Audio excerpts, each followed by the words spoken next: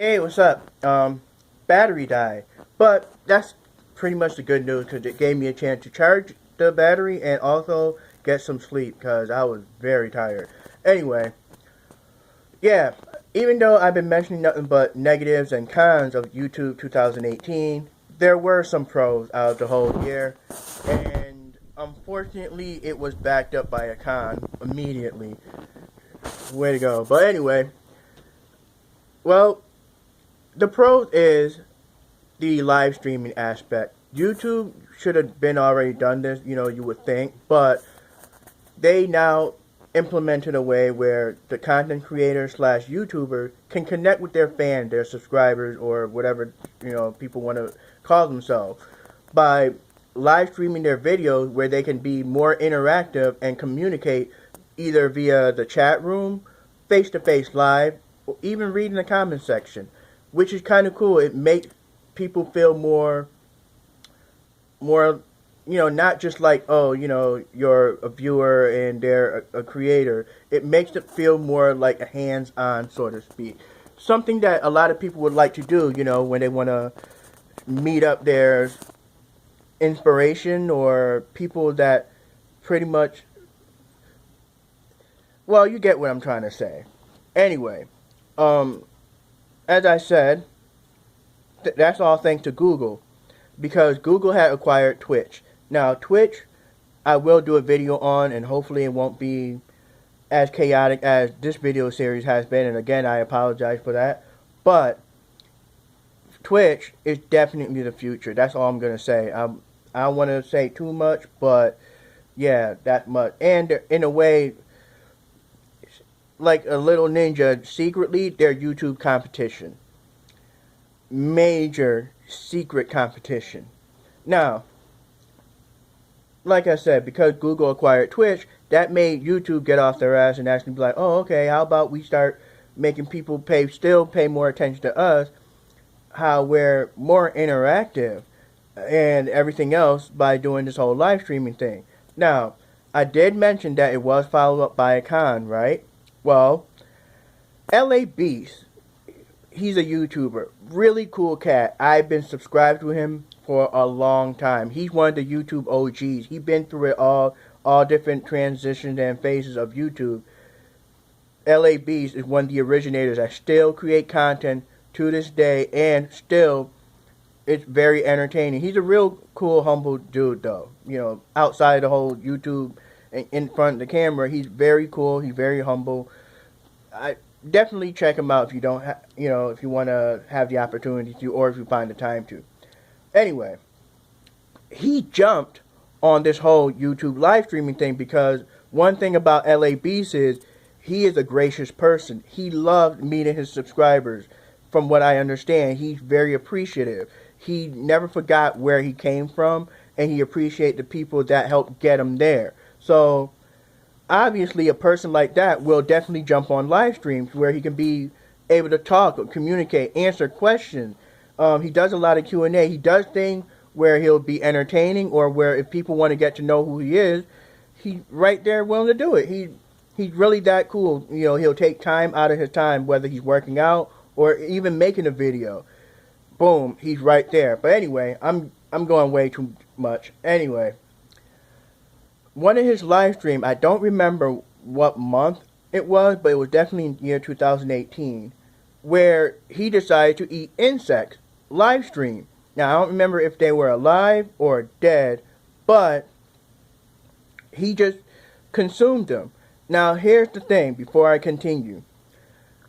YouTube has plethora of videos. You can look it up in the search bar of people, adventurers, people visiting countries, or people trying to be thrill seekers, adrenaline rushers, even TV show hosts like Bear Grylls done it. There are so many videos of people eating insects and bugs. It's like it shouldn't be that big of an issue, right? Like you can literally search it up and see a whole bunch of videos.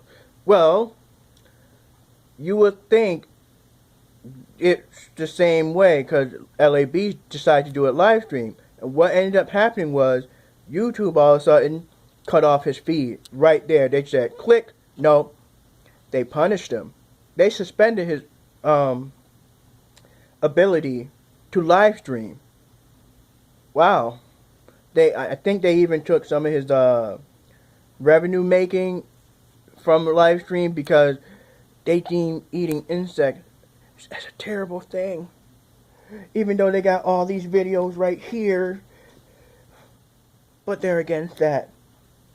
All videos right here, calling them a hypocrite, but they're against that.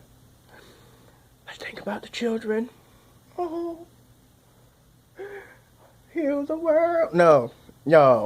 It's just really, no. See, well, I think obviously what happened was, and again, this is going to make YouTube look more of a hypocrite. This happened around the same time when one of the Paul brothers, I don't watch any of them, so sorry, but it's one of the blonde hair dudes, did a video. I didn't see the video, I didn't watch it because I didn't care. I don't care for the Paul. I mean, if you're a fan of theirs, that's cool for you. Some people have better tastes, other people don't. I'm not questioning your taste. It's just what you find entertaining to you is entertaining to you. Anyway, from my understanding, one of the Paul brothers went to Suicide Forest, that's located in Japan, and decided to crack jokes when he saw dead bodies. And that caused a huge backlash where people critiqued the hell out of that video, and it got one of the Paul dudes in trouble. So here's the ironic thing. That's a live human dead body. YouTube was promoting the shit out of that video. Yeah. YouTube was promoting that video to the nth degree. And not only that, but my understanding, the Paul brother, he did an apology video because the backlash was enormous. Like, it didn't just come in wave, it came in like a tsunami. It was not cool. So he did an apology video where a lot of people still critique it, said they were kind of piss poor and they don't believe that it was real, especially when another person said that a video he did afterwards, he started fucking around with a dead rat. So I don't know, like I said, I don't watch their content. So anyway, but that happened around the same time as that. So you mean to tell me you're gonna punish somebody for consuming insect, which is considered a delicacy in other countries, versus somebody that's cracking jokes about a dead person? Heal the world. Anyway, it's like yeah, like I said, it made no sense. So it goes to show that YouTube don't know how to prioritize or don't understand what's what. Because, okay, I'm getting into that negative side. I mean, I know I'm supposed to be talking about pros, but YouTube's trying to be trendy. It's all about that trend. Edgy, I guess. They just want to be like, you know, a trend maker or a trend notifier, whatever. You know what I mean? And I think that's stupid. But anyway, but yeah, already was followed up by a con. Eventually that was fixed. A lot of people spoke up for LA Beast, and LA Beast, you know, got back into the live streaming aspect, and, you know, his punishment was off and everything else. And that's because the subscribers and fans, even other YouTubers and content creators, pretty much looked at YouTube and was like, no, you're wrong. That was a bad decision. And they exposed them for it, so YouTube had to reinstate and all that other stuff. Now, what are some of the other pros? Well, YouTube, understanding that it's a huge conglomerate, and I say that kind of loosely, where they trying to divide themselves, which to me make no sense, because, you know, what you watch is what you watch. What you find entertaining is what you find entertaining. But they decide to divide themselves into, like, there's YouTube Gaming, there's YouTube TV, there's YouTube all this and everything else. To me, that's more on a, you know, the con side. I mean, YouTube, just be YouTube. That's it. But I guess there's some good features and assets, which I don't know. I don't care, because YouTube is still YouTube. So, But yeah, I guess there are a couple of pros that YouTube has shown where it's like they do try, and I say that like they do try. I mean, they did help out Jim Sterling that one incident, but that wasn't in the year 2018. That was before. So, eh. This is 2018 review, so all I'm going to say is there's more cons than pros. And with that being known, YouTube, with all the stuff that happened, with the way you deal with things, the way you handle the content creator, even people that's trying to make money in AdSense, the way you're trying to put a band-aid over the whole, I mean, if you subscribe to a channel, you're supposed to get, the content that creator had created in your subscription box. And if you can't do that, you have to ring a damn bell just to receive that. That's not on your fault. That's on the fault of YouTube. And the fact that they don't want to fix that, but they want to put a band-aid over it with that stupid bell, yeah, that's a fail. The treatment and the way they try to make content creators who are new or probably, just starting out by saying, oh, we're not going to watch your videos unless you have X amount of subscribers and X amount of view time. That's not cool. That makes you look like a dumbass in my point of view. It's like, obviously you don't care. Pretty much the whole reason for all of them doing that obviously was so they can promote YouTube TV. That was pretty much retarded. But anyway, the whole live streaming aspect, which I already explained, which, it's a good idea, good execution, but poorly judged. The way you handled it. That was piss poor.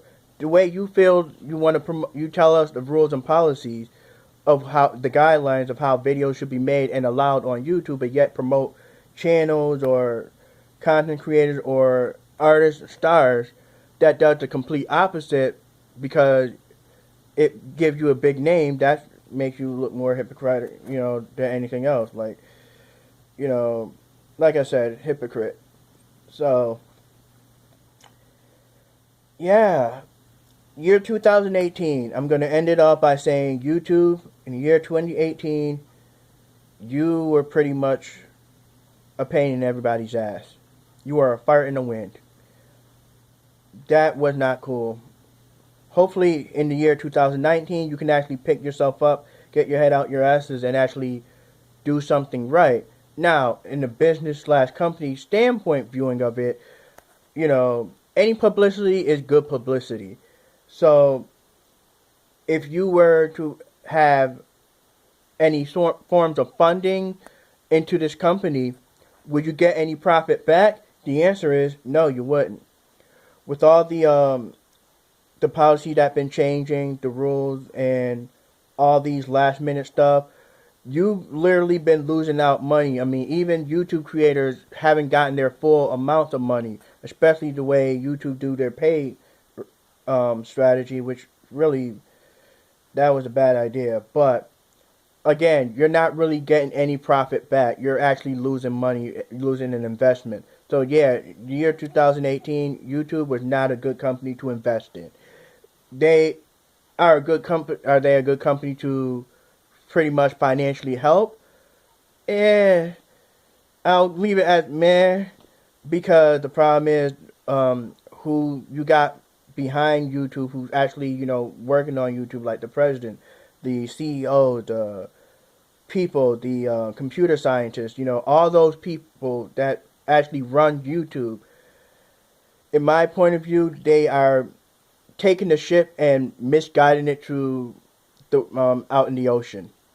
It's like, the goal is right there, and there's actually a good wave you can catch to get there gracefully, peacefully. There's going to be a couple of storms here and there, but it should be like smooth sailing. Instead, what ended up happening was it was just all this other crap that just pretty much hindered the productivity and also the investments of anybody's finances, to the point where it's like I said, it wasn't really profitable. It pretty much long drawn out. You were better off withdrawing your money from the company and actually wait it out till YouTube fixes itself. So yeah. in terms of business slash company review, year 2018, YouTube were not the company to invest in. And that's me being actually serious and, in terms of, I mean, yeah, they did do some good things in terms of technology wise and um, strategies, but everything else, it was just so clouded by so many negatives, it wasn't even worth it. Alright then, later.